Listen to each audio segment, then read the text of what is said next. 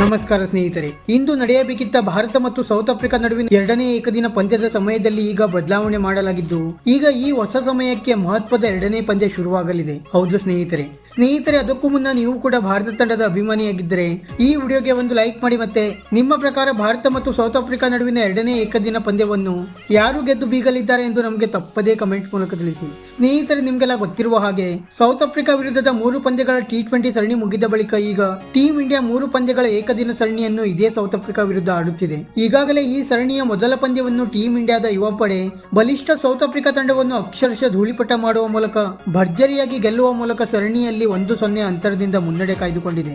ಆದ್ದರಿಂದ south Africa ತಂಡಕ್ಕೆ ಸರಣಿಯನ್ನು ಜೀವಂತವಾಗಿರಿಸಬೇಕಾದರೆ ಎರಡನೇ ಏಕದಿನ ಪಂದ್ಯವನ್ನು ಯಾವುದೇ ಪರಿಸ್ಥಿತಿಯಲ್ಲಿಯೂ ಕೂಡ ಗೆಲ್ಲಲೇಬೇಕಾದ ಅನಿವಾರ್ಯತೆ ಇದೆ. ಮತ್ತೆ ಭಾರತ ತಂಡಕ್ಕೆ ಹಿರಿಯ ಆಟಗಾರರ ಅನುಪಸ್ಥಿತಿಯಲ್ಲಿ ಈ ಪಂದ್ಯವನ್ನು ಗೆದ್ದು ಐತಿಹಾಸಿಕ ಸರಣಿಯನ್ನು ವಶಪಡಿಸಿಕೊಳ್ಳುವ ಒಂದು ಒಳ್ಳೆಯ ಅವಕಾಶವಿದೆ. ಮತ್ತೆ ಭಾರತ ಮತ್ತು ಸೌತ್ ಆಫ್ರಿಕಾ ನಡುವಿನ ಎರಡನೇ ಏಕದಿನ ಪಂದ್ಯ ಇಂದು 19 ಮಾರ್ಚ್ 2023ರಂದು ಮಂಗಳವಾರ ಸೌತ್ ಆಫ್ರಿಕಾದ ಕೆಬೇರಾದಲ್ಲಿ ನಡೆಯಲಿದೆ. ಈ ಪಂದ್ಯದ ಟಾಸ್ ಬದಲಾದ ಸಮಯದ ಪ್ರಕಾರ ಸಾಯಂಕಾಲ 4 ಗಂಟೆಗೆ ಶುರುವಾಗಲಿದೆ. ಮತ್ತೆ ಈ ಪಂದ್ಯದ ಮೊದಲ ಬಾಲ್ ಅನ್ನು ಸಾಯಂಕಾಲ 4:30ಕ್ಕೆ ಎಸೆಯಲಾಗುವುದು.